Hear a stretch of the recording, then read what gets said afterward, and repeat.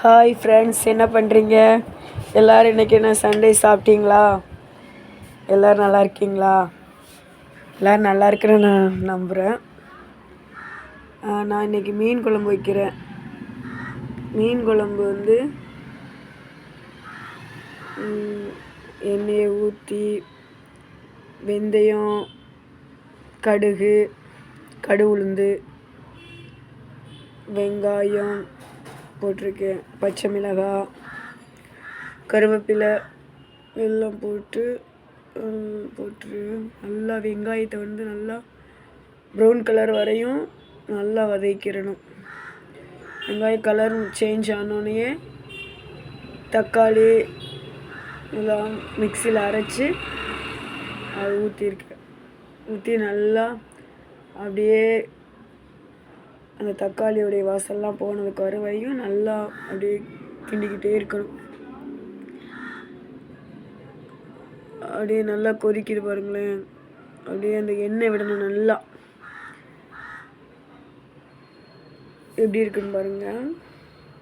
அப்படி கலரே உங்களை பார்க்கும்போது நல்லா இருக்கும்.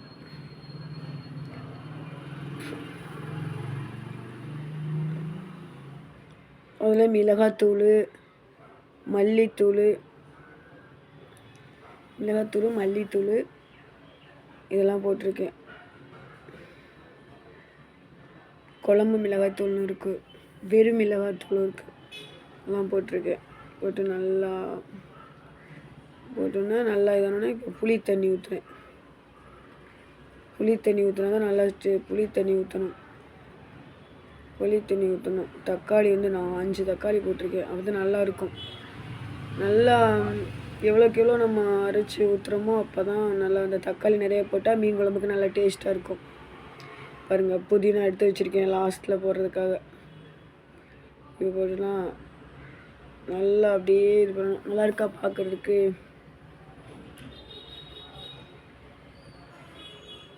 எடுத்து மீன் வச்சுருக்கேன் பாருங்கள்.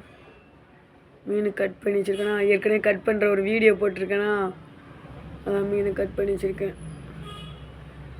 கட் பண்ண மீன் போட்டுருவோம். இன்றைக்கி மீன் வந்து பொரிக்கலை.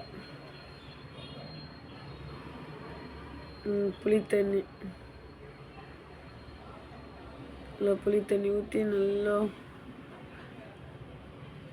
ஒரு 10 நிமிஷம் கொதிச்சா போதும். அதுக்கப்புறம் மீன் எடுத்து போட்டுறணும். மீன் எடுத்து போட்டால் செம்ம டேஸ்ட்டாக இருக்கும். என் வீடியோலாம் பார்க்குறீங்க, ஒருத்தர் லைக் பண்ணுறீங்க, ஒருத்தர் சப்ஸ்கிரைப் பண்ணுறீங்க.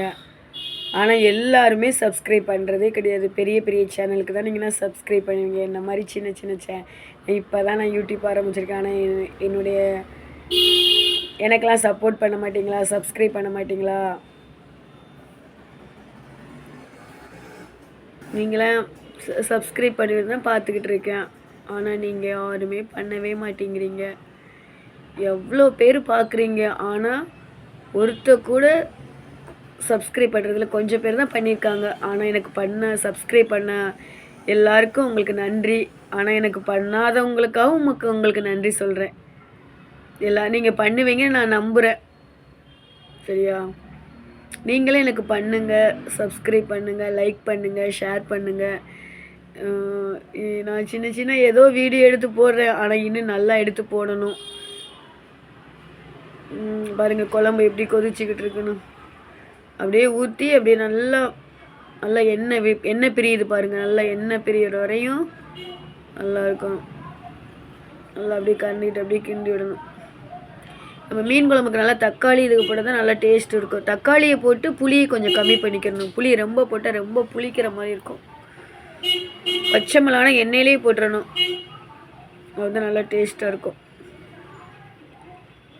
பாருங்கள், கொதிச்சுக்கிட்டு இருக்கு பாருங்கள் எப்படின்னு. சிம்மில் தான் வைக்கணும். நம்ம மசாலையை போட்டுட்டு நல்லா ஃபுல்லாக வச்சுட்டோம்னு வச்சுக்கிறோங்க, அப்படியே வெளியில் தெரிச்சு விழுகும். அதனால் நம்ம வந்து என்ன செய்யணும்னா சிம்மில் தான் வச்சுக்கிறேண்ணா. அப்போ தான் அந்த புளி தண்ணி ஊற்ற தொட்டி கொஞ்சம் சிம்மில் தான் வச்சுக்கிறேண்ணா. அப்போ தான் சிம்மில் தான் நல்லா வச்சு சிம்மில் ஊற போடுறோம். பாருங்கள் இப்போ எப்படி இருக்குன்னு குழம்பு. அப்படியே டைம் ஆக ஆக தான் அது நல்லா டேஸ்ட்டாக இருக்கும். நல்லா இருக்குது பாருங்களேன், சூப்பராக. இப்படி தான் நல்லா எவ்வளோக்கெவ்வளோ நல்லா இந்த பச்சை வசலாம் போயிடணும். இந்த தக்காளி, இந்த வெங்காயம், இந்த பாருங்கள் புளி தண்ணி ஊற்றுறேன் பாருங்கள். புளி வந்து நான் கொஞ்சம் ஒரு 10 நிமிஷம் ஒரு அரை மணி நேரத்துக்கு முன்னாடி ஊற வச்சிட்டேன். எனக்கு கொஞ்சம் மீன் கொஞ்சம் நிறைய மீன், அதனால் அந்த மீனுக்கு தக்க நான் மீனுக்கு இது போடணும். இப்போ குழம்பு எப்படி இருக்குன்னு திக்னஸாக தான் இருக்குது. தேங்காய்னா அரைச்சி ஊற்றலை, திக்காக தான் இருக்குது குழம்பு. நான் ரொம்ப தண்ணி ஊற்றலை, கொஞ்சம் நார்மலாக தான் தண்ணி ஊற்றுவேன்.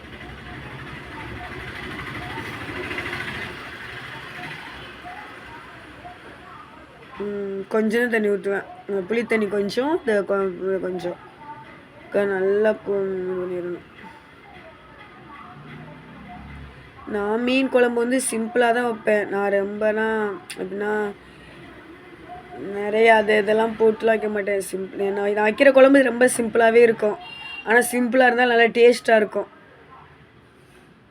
குழம்பு. நான் வந்து எனக்கு ரொம்ப சமைக்க தெரியாது. ஆனால் இருந்தாலும் எனக்கு எப்போது நான் லீவ் டைமில் ரொம்ப நல்லா சமைப்பேன்.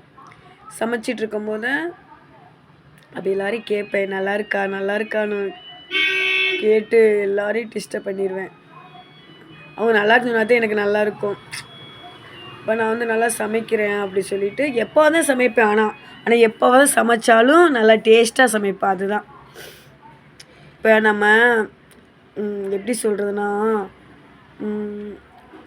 நம்ம எந்த விஷயமே இப்போ சமையல் காரியத்தை எடுத்துக்கிட்டால் கூட நம்ம வந்து நம்மளுக்கு விருப்பப்பட்டு நல்லா இன்ட்ரெஸ்ட்டோடு சமைச்சோம்னா அந்த அந்த குழம்பும் நல்லா டேஸ்ட்டாக இருக்கும், எல்லாமே இருக்கும்.